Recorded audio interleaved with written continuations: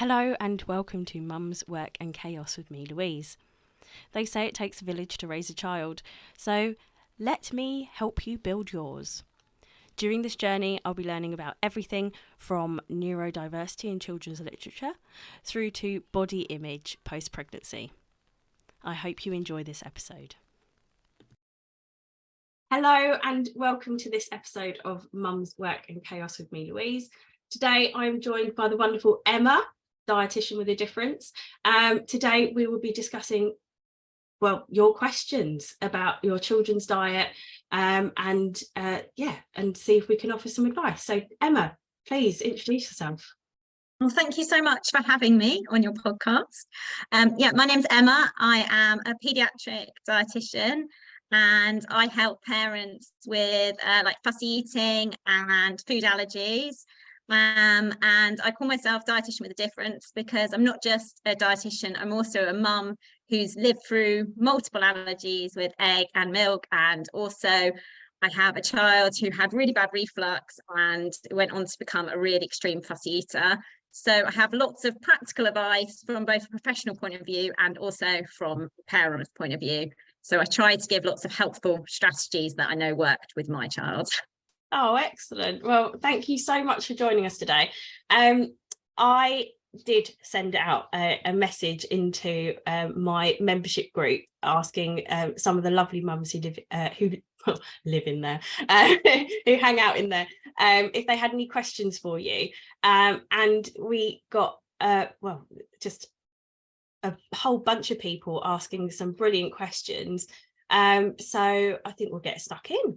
So the first question I have for you is, how do we trick our kids into trying something new and that the world won't end if your foods touch each other? Now, I remember when I was a kid, I went through that stage of mashed potatoes couldn't touch sausages and bean juice going into different foods. I hated it. But yeah, I totally get it, but it's one of those really difficult things to navigate, isn't it? Yeah, definitely. And I would say on the trick side, I would try and not trick too much, because the problem with you're always tricking your child into eating something, and I get why parents do it, in terms of blending up vegetables and adding it sauce because you're trying to get the nutrients in. But then the problem is they're never getting exposure to those foods either, so they don't actually know what they like. So there's no chance that they're actually going to ever start eating those tomatoes or broccoli or whatever you're trying to trick them into eating. So that's fine to do and fine to do a sauce, but it's also good to also have whatever that food is. So if it's a particular vegetable, also available for them to see it. And I would, depending obviously on the age of your child, is get them involved in the process of cooking it. So even if it's helping you cut up some of the vegetables, and I get it, you're not going to do that every night because, let's be honest, life is hard, but at least once on the weekend or something, and get them exposed to the vegetables or the food, whatever it is that you want them to touch and be involved in, because basically there's 32 steps to eating. And the first steps on that chain is literally being around the food.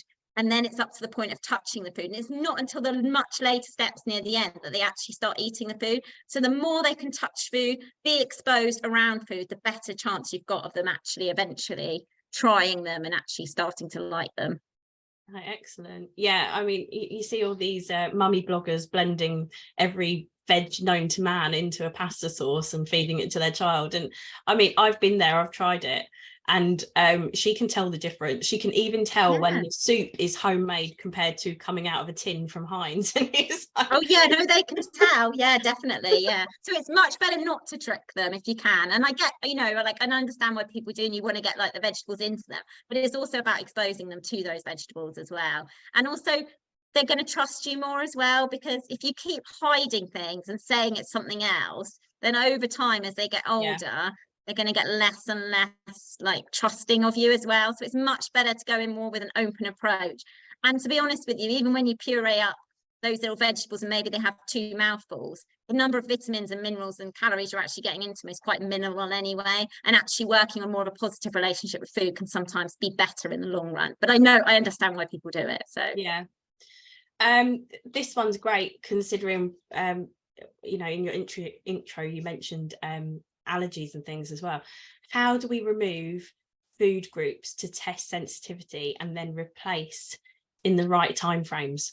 So that's quite a difficult one to answer. I'd need to know a lot more questions and what to ask. I would say never pay for an intolerance test, because they're totally inaccurate and they don't give you any actual evident result. And all that happens is, I see a lot of children then who've cut out lots of foods, and parents have cut out lots of foods, and all that happens is your child ends up being nutrient deficient. So I would always say that if you do think your child has an intolerance or an allergy, then do speak to a health professional and get them to put a plan into place, because you don't want to just be cutting out dairy, wheat, then gluten, and then soya and everything.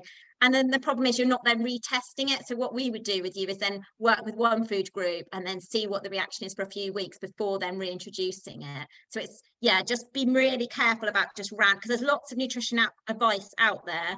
And I heard it another day from someone else who's like, well, the nursery told us that if you cut out wheat, that would definitely help with the symptoms. And I'm like, but they're not a health professional. Like, just try and take advice from an actual health professional. See if you can speak to your health visitor or your GP, or get a referral to a dietitian, if you're really worried, because your child's growing and it's really important that they're getting all those minerals and nutrients, and we can work with you to make sure that you're going to get all the vitamins and minerals and everything else that they need whilst they're on that exclusion diet as well. Yeah, excellent. No, and so working with someone like yourself, they'll be able to ask you all the questions, get as much advice as possible from a fully licensed professional, and then you can also help them build that diet around to help meet that nutritional need as well that they might be missing out on. Exactly. Because I think that's a lot of people cut out dairy from their children's diets because they feel that they've got their child has an intolerance, but then you're going to need to up the calcium intake somewhere else, aren't you? So it does make a big difference. Dairy also has iodine in it, has all B vitamins as well, which I think you can go on the fortified alternatives, which are great, but it's worth speaking to a health professional about which ones are the best ones for your child, because some of them are fortified with calcium, but they might not have iodine. And then if they're not eating fish, then again, they'll be lacking iodine, which again is a really essential nutrient. So it's about speaking to someone and making sure you're getting the right advice so that they replace all those nutrients that they might be removing by cutting out the dairy. Excellent. This one's very similar. So we've sort of already touched on this, which was the I don't want to force my child to eat things. I've blended things into sauces, but they always know, often by the colour. So do I just roll with it and hope that in the future taste will change? I think it's about exposure, and I would say about keeping going. I think a lot of parents, a lot of the times you do it once or twice and then you think, oh well, they don't like it, so I'm never going to give them again. And I've done this recently with my little girl with cucumber. She's always hated cucumber, and I must say that even I've given it to her loads and loads and loads of times over the years, and I've just kind of stopped, and I hadn't given them to her ages and ages. And the other day I found cucumber and I was thinking, God, I haven't even exposed you to cucumber for so long. And what I did was I did the tiniest it's always good to start with tiny amounts, and I often find it's good to try new foods when they're not actually at a table eating, when they're not actually hungry, but almost like when you're doing the prep stage, or it's you're cooking something, because they're kind of more willing to try something then, because there's not that anxiety. It's a more relaxed environment, so they're more relaxed and they're more willing. So I cut the tiniest bit of cucumber, thinking, oh, she's just gonna say, no, I don't like cucumber, yuck, things. But actually she was like, oh, I licked it, and she was like, oh, actually quite like this now. And it was like, God, it's been years of trying. And I think sometimes it's just keeping going as well, and keeping that exposure. And again, if you've got a younger child as well, as I always say, do lots of messy play as well. So because that's really good exposure to new foods and touching food. And if they're in a play environment with their toys and they've got like a truck, or they've got, they're feeding the teddy bear something, they're much more likely and willing to potentially lick it and try it themselves than they are when they're sitting at a table and you're going, come on, just try it.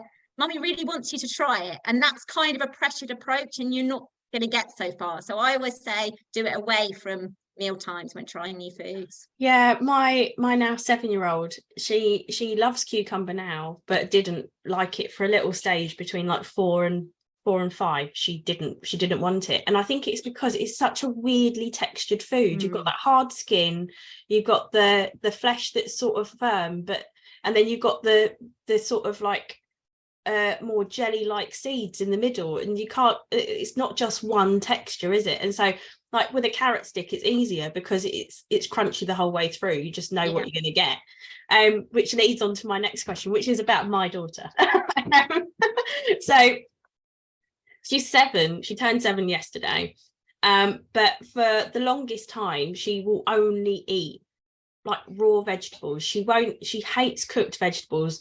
There's been a couple of times where we've been over at my in-laws and she's been, you know, encouraged to try things she wouldn't normally try, so like cooked green beans, cooked carrots. She has an absolute massive aversion to potatoes, absolutely hates them, but now she'll eat chips again, which is, you know, something, if not nothing. But she will literally only eat carrot, sweet corn, cucumber, and peppers, red or orange. She will avoid green, but that's literally all I can get into her, and maybe every now and again on the weekend some baked beans, if I'm lucky. But should I be worried? Should I continue to offer her cooked vegetables and see if she'll start? I would say, yeah, continue to offer cooked vegetables, but what you could do is, rather than cooking them a lot, you could cook them a tiny little bit. Right. So in terms of like the carrots, you could cook them literally for, you know, like just so they're warm but actually still hard. So you're building up, and we call this something called like food training, where we do tiny little, what we call just noticeable differences, to try and help your child accept change. And be like, because actually going from a raw carrot to a cooked carrot might not seem that big to us, but that's quite a big texture change. Yeah. So actually what I do is cook the carrot for the tiniest little bit of time and then almost try and build it up. The other thing you can do is something called like a game around like dipping sauces and vegetables and things like that. I've done that quite well with my child, like get her to choose some sauces or something. Like she likes, you know, honey or tomato ketchup or mayonnaise or something, you know, like a really fun game where you dip the thing in. And what that does is it dilutes the flavor. So again, sometimes that can be helping you. And I say this to like parents sometimes, like if I was to say to you now, like I want you to eat a spider, how would you go about that? You wouldn't just put it in your mouth.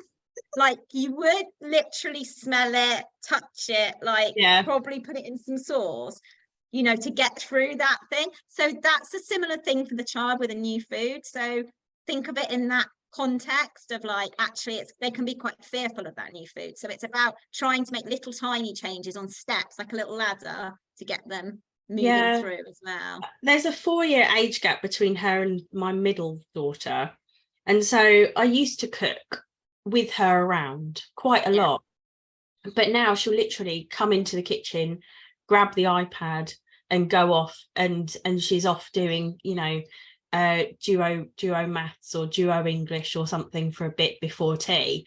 And so a lot of the time I'm trying to get rid of the kids from the kitchen while I'm cooking, because I've got the now 7-year-old. Today my middle daughter is 3. She turned 3 today. So yeah, 4 years and 1 day apart they are. And then my youngest is 1.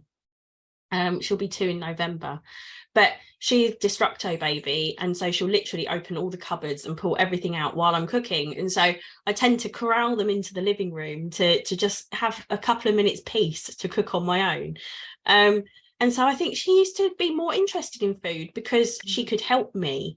And then when her sisters came along, it was more like, actually, everyone out the kitchen so I can concentrate. I fully get where you're coming from. You've got 3 really young children. Like you said, there's quite a different age group. So I would say, rather than trying to do it in like the evening or, you know, when it's just chaotic and stuff, maybe just like a Saturday or a Sunday morning or something, just doing something with her then, even if it's like for half an hour or something, just to get her back into like helping you in the kitchen. Or even if it's like meal planning, you know, meal planning for the week, or, you know, something around food, or even if it's just cutting up some fruit or vegetables for like, you know, her 1-year-old or something like that. It could just be something small.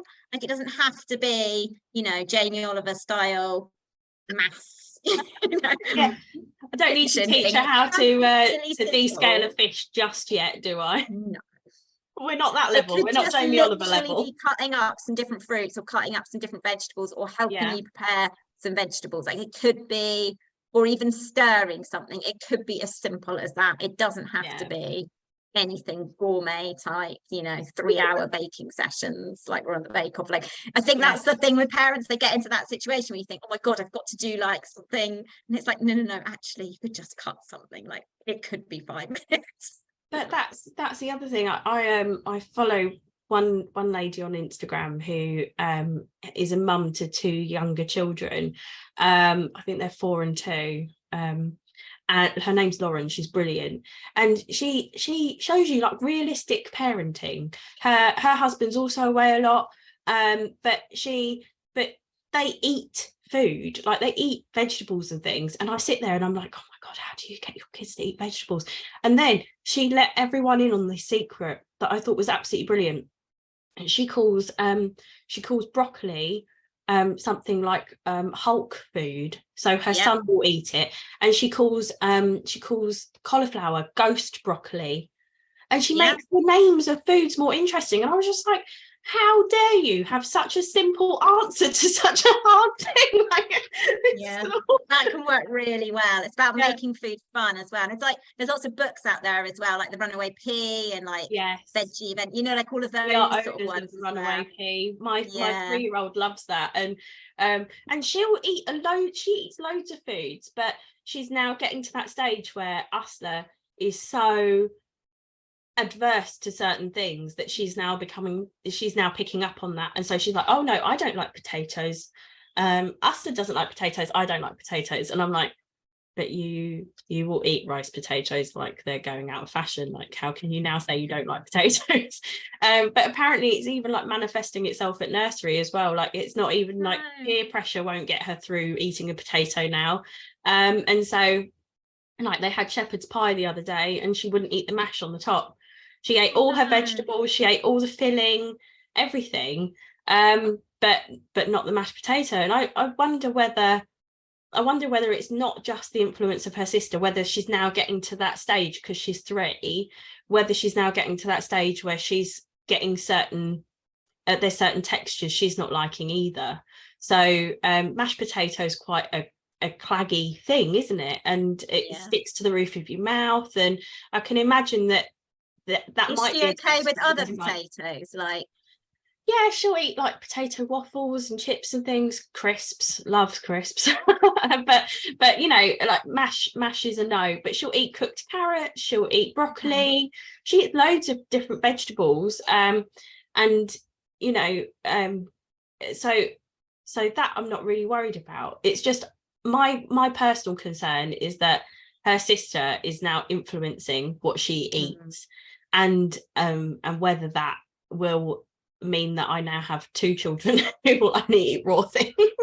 It hasn't got to that stage just yet, but you know, like before we started recording, like you were saying, you know, the raw vegetables actually have more nutrients in, and so actually it's not that bad a thing that she'll only eat raw vegetables.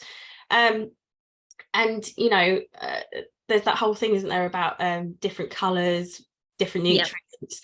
And when you think about the colors of the food that she eats, carrots and sweet corn and cucumber and different colors of pepper as well, she's got that variance in color as well. So I'm not, I don't feel too worried about that. It's more that like my 3-year-old loves green beans and loves all sorts of things, which my 7-year-old hates. And I'm just, I'm getting to that stage now where I'm feeling a bit concerned that all of a sudden Indy's going to stop eating these things because Asta doesn't eat.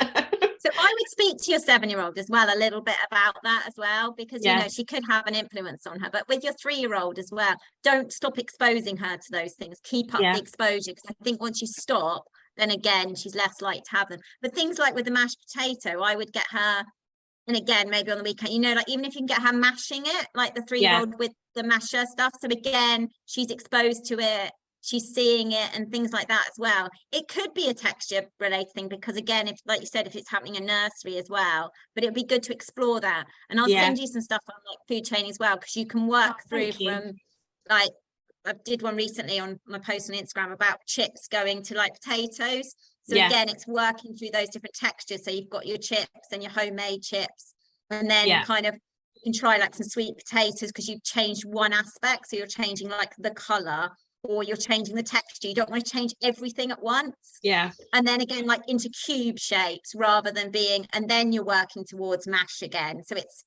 making those little changes, and even things like having the cubes but scooping out, you know, so you just put the skin but you put the bigger cubes in the potato, so you know, like you're working it slowly to make those changes. Back to the actual original potato. Back to the actual food. It's funny, isn't it? It's not painful and slow sometimes, but yeah, it can help. But yeah, so no, that's excellent, thank you. And we've got a couple of questions in our list that that hint at neurodiversity. So obviously with autism there are sensory aspects to that as well. So I've got one here. I'm always trying to broaden the list of safe foods. It's very narrow. We deal with a lot of revulsion. So my son won't see foods as foods. He physically recoils or has to leave the room. Wow. Do you have any advice when eating as a family is stressful for my son? He's autistic, so I do feel like lots of the standard advice doesn't work. Wow, that's a big one, isn't it? That's a lot going on, and I agree with you. A lot of the standard advice won't work as well. I would say one, definitely get some professional help as well, and I would speak to an OT as well, occupational therapist, about getting some help on the sensory side, because they're real experts in helping on the sensory side. So definitely get some help on that side, because they can also help with, you know, being around the smells and all of that sort of things, which again is all going to be linked to the sensory side. So I definitely speak to someone about getting some help on that side. And again, I would also check potentially if there's any swallow issues. Again, you can speak to speech and language as well, and just make sure there's nothing going on regarding the swallow, which probably isn't. But again, it's always worth just going through, you know, and getting those things checked. And yes, a lot of the general fussy eating advice wouldn't apply. And again, if meal times are really stressful, then you're going to have to work towards where he is. And if it's too hard being in the kitchen, then maybe you'll start with him eating in the living room, and then you can do like little strategies to try and get him back to being in the kitchen. But again, it takes a long time, and maybe you have to work with where you are as well, because the last thing you want to do is make him even more stressed, even more anxious than he already is, and make meal times even more stressful, because you're not helping him eat any more foods. And when you're in that anxious state, your body isn't prioritizing digestion or eating, it's prioritizing running away. You're in that fight flight mode. So definitely get some help, professional help as well, because you definitely need some more support with an OT on the sensory side, and then a dietitian can help you. So what I do, because I work for the NHS as well, and I work in with a lot of autistic children as well, is from a dietitian's point of view, we can help you with the nutrients and making sure they're getting enough nutrients, and we can look at a good vitamin and mineral supplement as well that they can potentially go on. There's some really good ones which are quite good for children, particularly with autism or ARFID as well, because they're powderless and tasteless. And then we can look at foods, the safe foods that they've got, and expanding those safe foods, but without interfering with them, because again, you don't want to lose any more of those safe foods.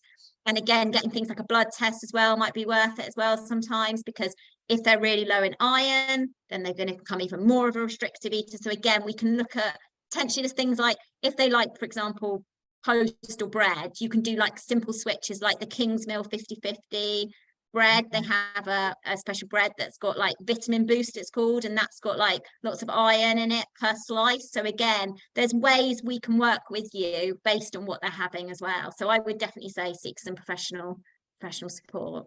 It's funny, isn't it, because when we think of eating and food, we instantly think dietitian, and I think it's funny because again, from an OT side of things, occupational health, it does sound very work related, doesn't it? Like we've just before COVID, we were starting to seek help from the speech and language therapy team over here in Brentwood, because my eldest has a lisp.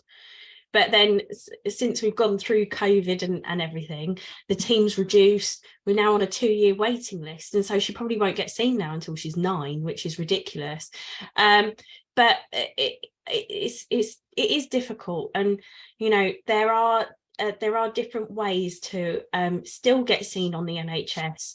I think it's called Right to something, isn't it? I'll look it up and find the details. But just because the waiting lists are long, it doesn't mean you have to go private. So there are other ways to seek the help through actual government legislation. So it's definitely worth looking into. This one's fun. I'd like some advice on dealing with grandparents. Just giving them whatever they want to eat, which might include 3 ice creams and nothing else for lunch. So she said, I tear my hair out with my 10-year-old, but he is improving, thank God. So I mean, there have been times my mum looks after my 2 youngest on a Monday, and during the summer holidays she still comes and she looks after all 3 of them for me, so I can actually work because I work full time. But there are times during the summer where it has been a 3 ice cream day. And I think for me personally, I just have to think, okay, my mum raised me, I ate food, and I'm still alive. It's probably going to be all right. But equally, grandkids and grandparents have this weird relationship where grandkids can push the boundaries with parents who are very strict. And it does make you see your parents in a completely different light, doesn't it? So yeah, definitely. But it's difficult for us as children of these people to then set the boundaries out, I think. So do you have any advice about how to set a boundary in place with your parents to stop them feeding your kid ice cream constantly? So I think I would definitely speak to them and just explain, you know, like if they've had 3 ice creams and they're going absolutely crazy and they're a nightmare to go to bed and you're having a really difficult time, then, you know, later on maybe speak to them about that and about, you know, the importance of them. It's fine for them to have an ice cream, and when, you know, children are at grandparents, they, you know, are potentially going to get more, you know, other foods and things like that. And again, that's part of, like, you know, that grandparent parent relationship, and again, having a positive relationship with food again is, you know, all part of the benefit of that side as well. But again, I think if it's, you know, you're really worried, do speak to your parents, you know, and talk to them about putting in some, you know, things around actually having something savory with lunch and then having the ice cream as well. So yeah, I would definitely try and have a chat with them. But like you said, again, if they're looking after your children whilst you're trying to work and they're doing it for free, there are limits to what you can, you know, achieve as well. It's definitely hard to set that boundary. I'm lucky my mum is a therapist, and so she literally checks in with me all the time. She's like, hey, I'm doing it right, aren't I? You're happy with what I'm doing. And so it might be that one of the kids suggests we get a takeaway for tea, and she'll always be like, oh, well, we have to check with mummy. We have to check with mummy and daddy first, because they've probably got lots of food for you. So let's see what they want to do. Yeah, you sound like you've got a good relationship on that level, you know. Yeah, it's good. And I'm lucky my like that. would be like that. Whereas my husband's dad, my father-in-law, he loves to give them sweets and chocolate because he can't have it. He's diabetic, type 2, so it's come on later in life. But yeah, he can't have these foods anymore, and he's always had such a sweet tooth, and so now it's rewarding them. Now he wants to give them to them all the time. So we'll go around on a weekend and they'll come home with like a full packet of digestives and a whole bunch of sweets. But they know the drill now. So literally grab the changing bag, get them to shove all the sweets and biscuits in the changing bag as we're leaving, and then I just ration it out during the week. You know, if they know it's after tea, that's when they can have one sweet from the sweet tin before bed. And most of the time, if I give them a choice between like having dessert or having a biscuit, they'll choose the biscuit, and that's fine with me. It means I don't have to keep stock of tons of ice creams and things in the house, and I get free dessert from my in-laws. And also it's about, for them, learning how to be like intuitive eaters and learning about the hunger and stuff. And I think some people, there's quite a like, you know, mission of like no sugar, no this, your child can't have. And sometimes what that does is create like the cravings for all that food. And actually sometimes it's about building that healthy relationship with food, because those foods are around and there's, you know, there's nothing, you know, they've still got nutrients in them, and they still, you know, provide sources of calories for children as well. So again, it's living with that food as well, because sometimes what's happening is when, you know, people are older, they're not able to control that, you know, around those sort of foods as well. So again, it can be really, you know, having those foods around your children, you know, like knowing they can have a biscuit, then that's fine. They probably wouldn't, like you said, eat the whole packet in one go, because they're quite in control. They know they're going to have them. It's not being restricted. Whereas if you said, no, you can never have these, they probably, what would happen, would eat the whole biscuits at your father, you know, grandfather's house, because they know they wouldn't get them when they were home. But because they do, they're quite in control, and that's a really positive way to be around food. I think that's the thing. Like we've never said no, just not now. Like you can still and that's fine. Things. And so like even if we say no to something while we're like out and about, so like, you know, you walk past the toy shop, they want to go in, we might say, okay, you can have one small thing, but they'll show you this big thing, they're like, no. They generally react fairly well to no, because they know that they have birthdays and Christmas and things coming up. And so no doesn't mean no. No means not right now. You know, you can have it later on. And so there might be a wait involved in it, but generally they're pretty okay with accepting that they might not be able to have it right now, but they can have it. But that's really good, because that's like the whole, like going back to the food thing as well, like their division of responsibility. You're in charge of what, you know, the food that is served, and they're in charge of how much they eat and what of it they eat. So again, what you're describing is perfect. You're describing that, you know, you've got it in the right way, which is sometimes what happens is that it goes to the other way, where parents are going, okay, well, you won't eat this, and I'll cook you this, and I'll make you this, and I'll do something else. And then it becomes, you're mixing up that relationship, and you're losing that kind of division of responsibility, and it's not your child, you know. So again, you've got it absolutely perfect. So one of the things that I find a little bit frustrating was, you know, I was told, clear your plate. You must eat everything on your plate. And there were times where we come home from school, we were hungry, we'd have half a sandwich while we watched telly, and then we'd have our tea. And then we'd have this huge plate of food, and it was like, oh my God, I've just had half a sandwich. I can't eat all of this. Or you might have eaten more during the day because you like ate your whole packed lunch, or ate all of your school dinner, had a snack when you got home, and then you're not as hungry in the evening. And so I don't generally I used to have that rule of eat everything. And then I realised how much it was harming my 7-year-old, and how she, as I said before, we're going through an ADHD diagnosis with her at the moment. Trying to get her to sit still at a table is infuriating. And we don't have a TV in the kitchen. So sometimes, just to get her to sit still and eat, I allow her to have the iPad on, just because it means that she's like, you know, in that sort of trance state almost. It's like fork goes in mouth, food gets eaten, oh, we all go to bed, yay, you're full and happy. And we've not had to sit there and struggle through an hour of trying to get her to eat while her feet are on the table and her head's on the floor. Which you never want to do. You never want meals to last that long with a young child anyway. They're never going to sit for more than a few minutes anyway. I mean, and I think sometimes there's that expectation they'll sit there for ages, but they can't at that age at all. And in some cases, she's literally she's taken herself off because she's so bored, or she's just so bored of sitting at the table and having the pressure of making conversation and eating. Is just too many things all at once. And so in some cases she's like gone away and then come back when everyone's away from the table and eaten, because there's not that distraction there. Yeah. And so, yeah, you know, sometimes we've had to bring iPads out and things, but I just say to her now, eat until you're full. Yeah, good. Once you're full, you can go and you know, we'll go in and start getting ready for bed.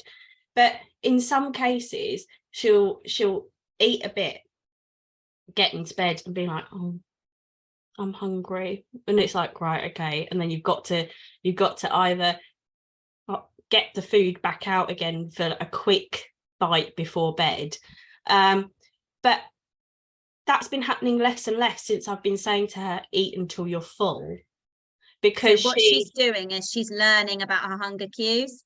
Yeah. So what you're doing is you're helping her become what we call an intuitive eater, which is a really, really important skill. So I think if you go back to the whole ethos of clean your plate and eat your plate, that was very much at a time. And if you remember, like for grandparents and stuff, like for my grandparents, you know, they lived through this, you know, the wars. Food was scarce. There wasn't a lot of food. So if you didn't eat, there wasn't options for other eating opportunities. We don't live in that society anymore. There's opportunities to eat at any point. So if we don't learn about when we're full and when they're, you know, hungry, and we're forcing them to eat everything on their plate, you're not teaching them about what it feels like to feel hunger, to feel fullness as well. So what you're doing is completely right. And I would never say to someone, clear your plate, because that's just a really old-fashioned way of thinking about food. And actually, it's really important that she learns when she's full. And sometimes, like you said, you eat more earlier on in the day, and then you eat more things. And also, sometimes look at it over a week. Like with a young child, some days are good and some days aren't days. But again, it's over a whole week. So again, there's lots of eating opportunities. And just because they don't eat well at one meal doesn't mean that you haven't got another snack coming 2 hours later. And children need like the snacks in between their meals, because again, they can't go for a long time. So yeah, what you're doing is absolutely perfect. On a Wednesday, we tend to find that she eats more because she's got PE that day, she's got dancing that day as well. She's got a really energetic exercise-based day. On a Monday, she's got PE as well, so she tends to eat more on a Monday. But Tuesdays and is a very sort of like maybe a little bit of tea in the evening on a Tuesday, because she's not done anything majorly energetic. She stayed for after school club, but that involves, you know, a snack in between and things as well. And so generally, you know, the 2 days where she eats the most are the days where she's expended the most energy, which totally makes sense. So yeah. Oh wow, okay. So really, the final thing is, right, so we've got about forcing foods again. I never know the right tactic. Okay, right, so this lady, so her youngest has a swallowing issue when he was a baby, so he fell into foods he could physically, if that, he would accept. And now I feel that they only eat the same 3 things. Wow. Okay. So, you know, yes, that's going to be difficult, isn't it? Because again, with the whole swallowing thing, that's and again, I would have thought that they'd have seen someone like a speech and language therapist who will look at what we call dysphagia. So they would have had hopefully help with support, and there might have been things where they could only have, they have different textures. So a speech and language person will put them on a different texture depending on how safe their swallow is and their risk of aspiration. So it's risk of basically food going onto the lungs, basically, or fluid going onto the lungs. So they would have had someone. So again, that would have had a massive impact on the child in terms of missing those potential milestones. So I don't know exactly how old the child was, but you know, if you miss that in weaning stage, where that's sort of around that sort of 9 months, and you don't get those textures in, then that can have a really big impact on child and can result in quite restrictive eating as well. So again, she obviously does say he was a baby when it happened. So again, that would have had a big really impact. Affect that.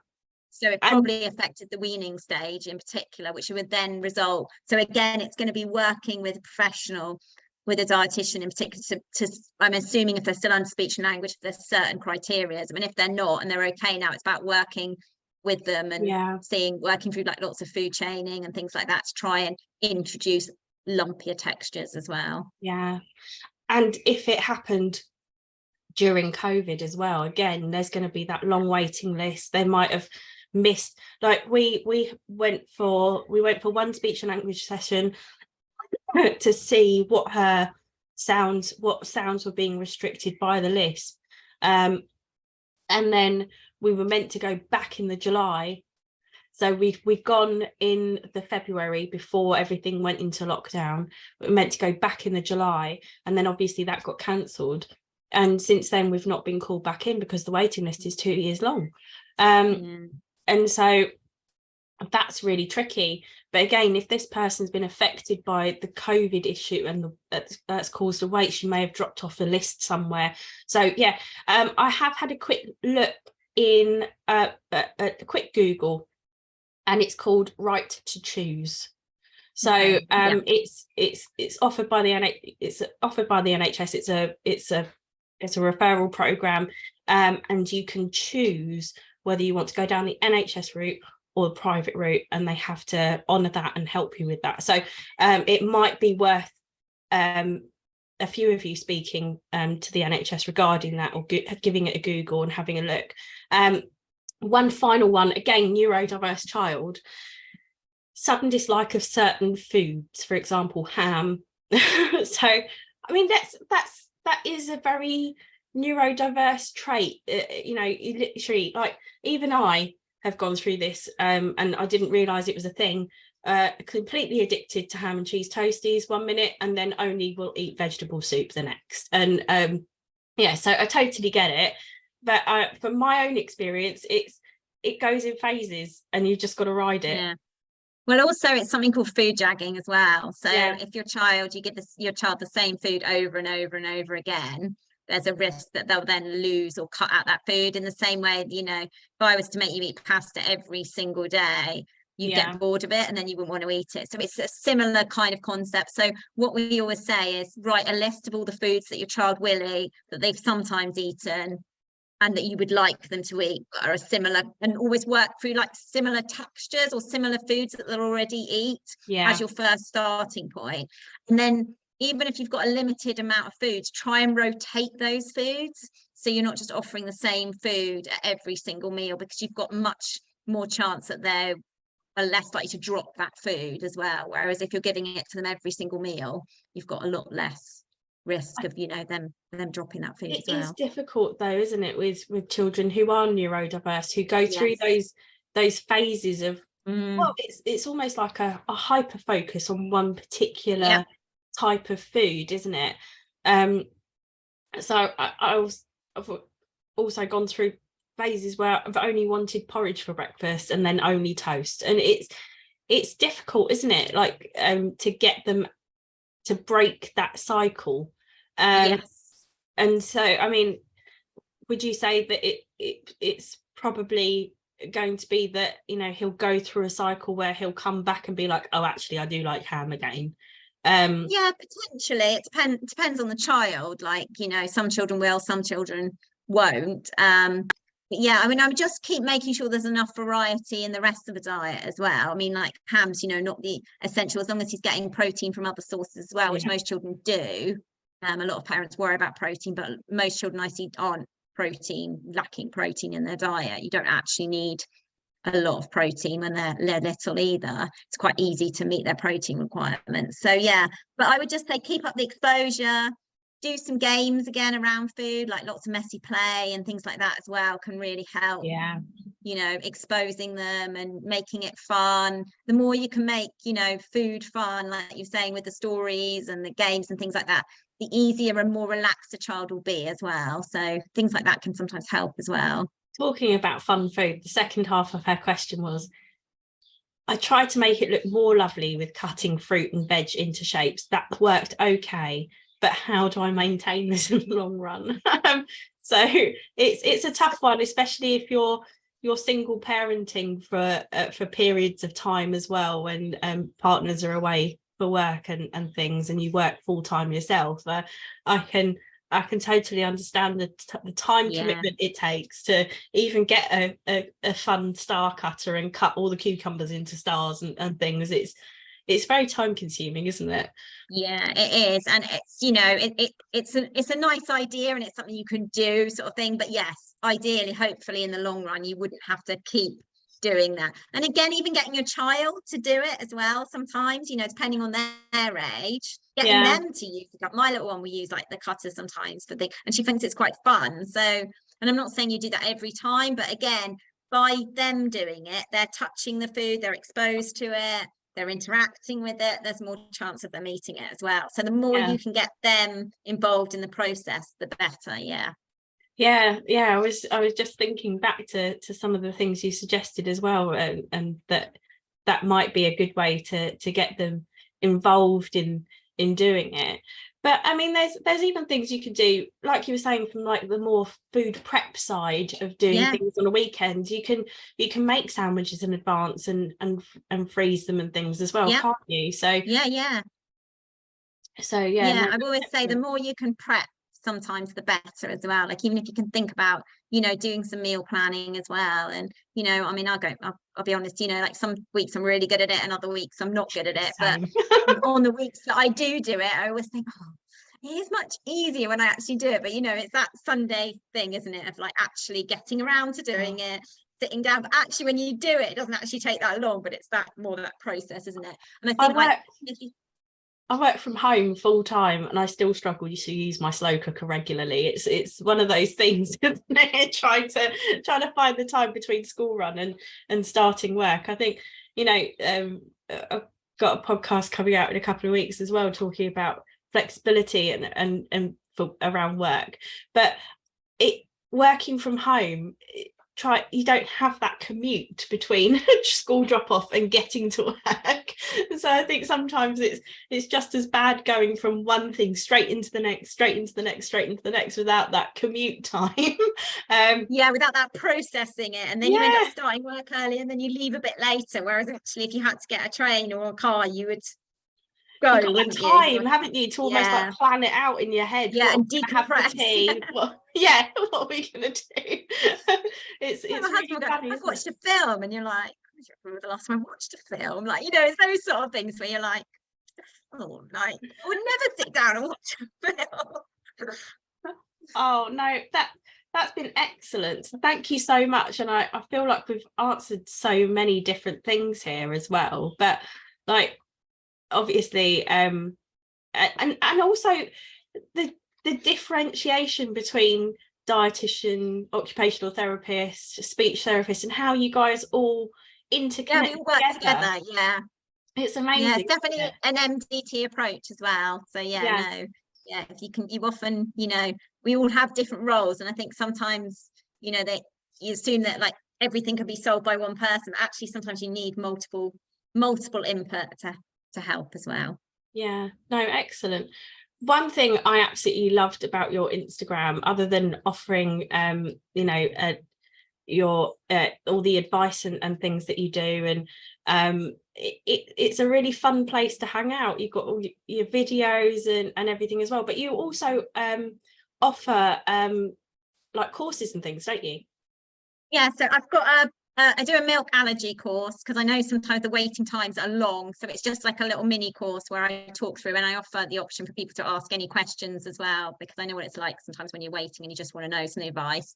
And then I also do one-to-one consultations, and I do sort of like consultation packages as well. So like I do a master fussy eating consultation package, which involves like 3 consultations with me, full report. And I also offer like a dietary assessment, so that you can check to see, we can have a really good deep dive into everything your child's getting and check that they're getting all the nutrients that they need as well. So, but I've also got lots of free options as well. I've got some free downloads as well on fussy eating tips as well. And I'm doing a masterclass as well, another free masterclass on the 10th of May at 8 o'clock. So anyone is welcome to come along to that. And I can send you all the details, so I can give lots of advice, and I'll do a question answer session as well, so you can ask me any more questions. Well, everyone, I would 100% recommend that you follow Emma. It's dietitian with a difference on Instagram. I was looking through your Instagram yesterday as well, and seeing like all the advice you offer around egg-free and dairy-free foods as well is just excellent. So and advice around things like food jagging as well is brilliant. So if you have a chance this afternoon, please follow her, give her Instagram a scroll over the weekend, and see some of the advice that she gives. Some of the recipes that she has on there as well is fantastic. And yeah, definitely, if you need that extra help, sign up to her course on the 10th of May. But thank you so much for joining me today. It's been a pleasure having you on the podcast. Thank you so much for having me. It's been lovely, and I hope all the answers have helped. No, they've been absolutely brilliant. So thank you so much. If you enjoyed this episode of Mum's Work and Chaos, please make sure to subscribe on whatever podcasting channel you're listening on at the moment. Or if you'd like to get involved, feel free to email me at mumsworkandchaos@gmail.com or follow us on Instagram at mumsworkandchaos. See you then.